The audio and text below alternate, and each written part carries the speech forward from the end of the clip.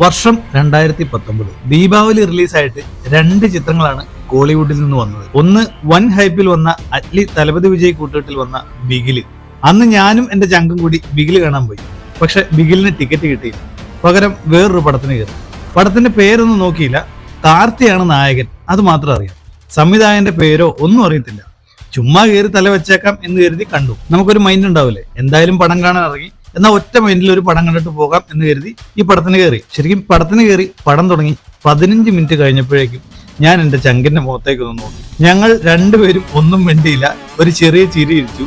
ശരിക്കും ആ സൈലൻസിൽ എല്ലാം ഉണ്ടായിരുന്നു.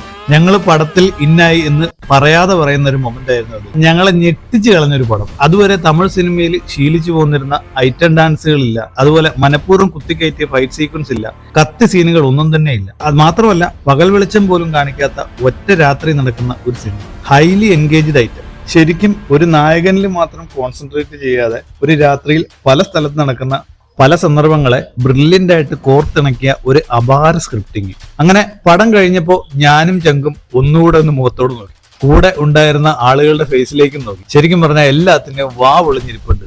അതിന് കാരണം വേറൊന്നുമല്ല, ഇന്ന് വരെ കാണാത്ത ഒരു ക്ലൈമാക്സ് ആയിരുന്നു ആ സിനിമയുടെ. സിനിമ തീർന്നപ്പോ നോക്കിയിരുന്ന ഒറ്റ പേരിനായിരുന്നു ആ സിനിമയുടെ സംവിധായകൻ ആരാണ്. അതെ, സംവിധായകന്റെ പേര് ലോകേഷ് കനകരാജ്. ശരിക്കും ബിഗിലിന് ടിക്കറ്റ് കിട്ടാതെ ഞാൻ ആ സിനിമയ്ക്ക് കയറിയത് കൊണ്ട് എനിക്ക് നഷ്ടപ്പെടാതെ പോയത് ഒരു വമ്പൻ തിയേറ്റർ എക്സ്പീരിയൻസ് ആയിരുന്നു എന്നുള്ളത് ആ സിനിമ കണ്ടു കഴിഞ്ഞപ്പോഴാണ് എനിക്ക് മനസ്സിലായത്. അങ്ങനെ ഞാനും ചങ്കും കൂടി ഒരു കാര്യം തീരുമാനിച്ചു, എന്തായാലും ഒരിക്കൽ കൂടി ഈ പടം ഒന്ന് കാണണം.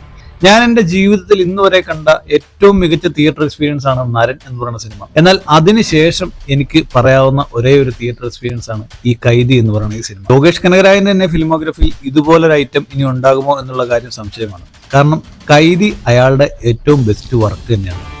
എന്താണ് കൈദി എന്ന സിനിമ നിങ്ങൾക്ക് നൽകിയ തിയേറ്റർ അനുഭവം എന്നുള്ളത് താഴെ കമന്റ് ചെയ്യുക. അപ്പോൾ മറ്റൊരു സിനിമയുടെ തിയേറ്റർ എക്സ്പീരിയൻസ് ആയിട്ട് വരുന്നതായിരിക്കും. അതുവരേക്കും